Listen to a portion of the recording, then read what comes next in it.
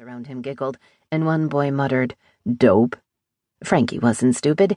He was smart, very smart. His teachers had told his mother, but today his mind was on the prize in his pocket. He blushed and looked up at the board where an equation waited for its solution. Quickly, he calculated the answer and then gave it to his teacher. "Very good. Now tell the class how you solved it." Frankie half-heartedly explained. It was easy for him, yet it was that very ease that kept him an outsider in the class. He forced himself to pay attention for the rest of the morning, just waiting for the lunch recess to finally arrive. When it did, he headed to the cafeteria. Instead of sitting alone at a table in the corner, as he usually did, he approached the group of boys he'd already identified as the cool kids in his class. They were the ones who pronounced whether a newcomer was okay or a pariah. He slid into a seat next to Tony Kewen, the leader of the group. "Hey, what are you doing here, dweeb?" "I got something," Frankie said, ignoring the insult. "Thought you guys might be interested." "You don't have anything we'd want," Tony laughed, then turned away from him.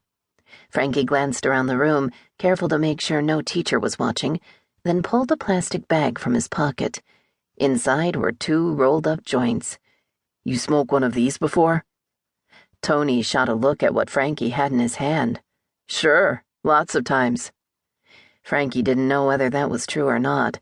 He'd never smoked weed himself, thought it was stupid, but he could always pretend to inhale. "Want to smoke it after school?" Tony looked at his friends sitting around the table, and Frankie caught him winking at them. "Sure," Tony said.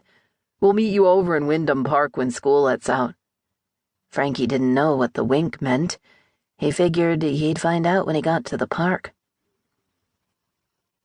An hour later, Frankie sat in the principal's office, tapping his foot nervously as drops of sweat trickled down his sides.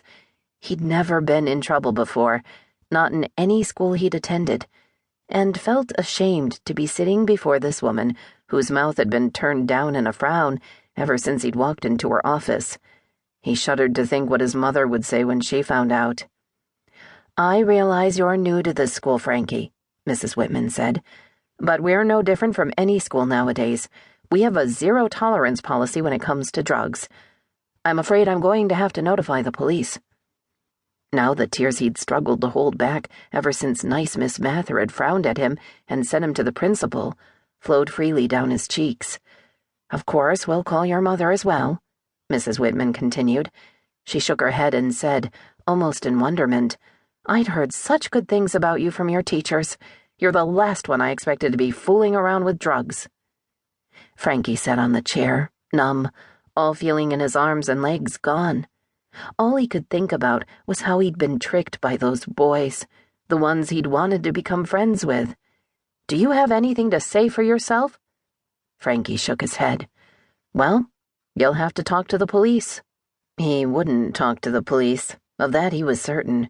He definitely wouldn't tell them where he found the marijuana. If he did, the Marines might kick Bobby out of the service before he even finished basic training, and Frankie wouldn't risk that happening to his brother.